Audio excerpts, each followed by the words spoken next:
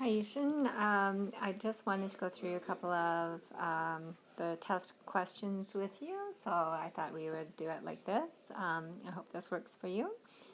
This is question from the first worksheet, or from the first sheet that you sent in, and this is just finding the just differentiating.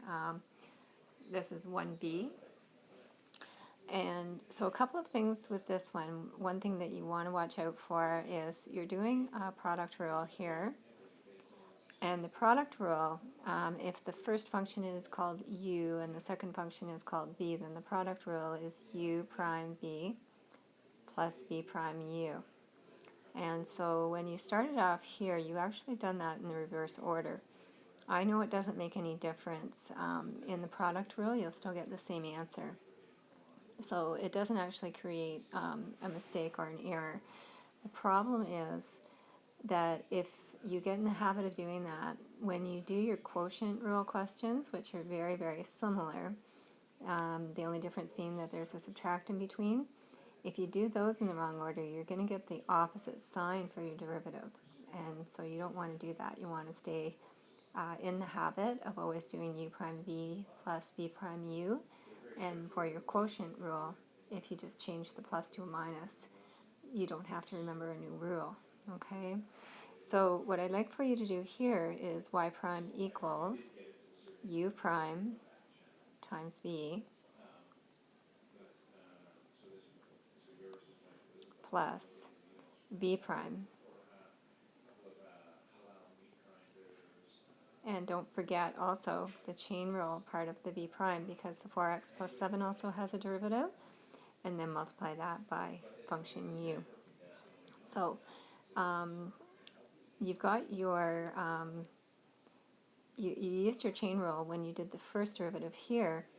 In the second half of the derivative, when you did this side of it, you didn't, you did use the chain rule when you differentiated the second function here. You don't need to do it here at all, because you're just differentiating your x squared function, okay?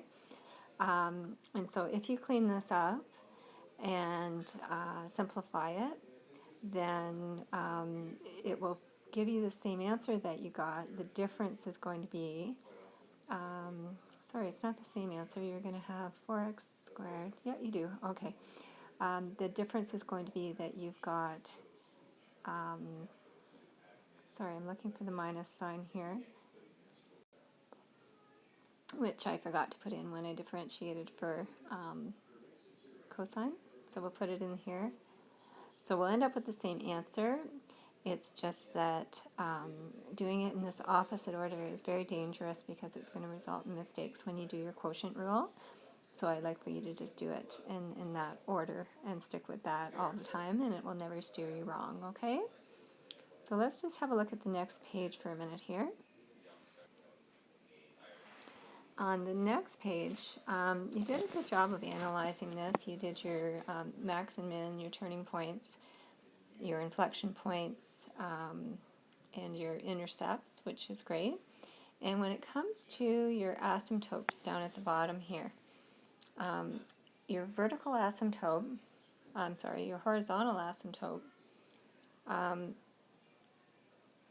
when you're trying to find your horizontal asymptote, it's true that your values will not go below a certain value of y. You've got y equals 0 here as your horizontal asymptote, but you're not testing your asymptote. And by that, what I mean is, once you've found the value for a horizontal asymptote, you need to go back to the original function, f of x, and then you minus the value of the asymptote, which in this case is 0. And what you're going to do is you're going to find the limit as x is approaching infinity, and the limit as x is approaching minus infinity, of those two values. What we're interested in is positive or negative only.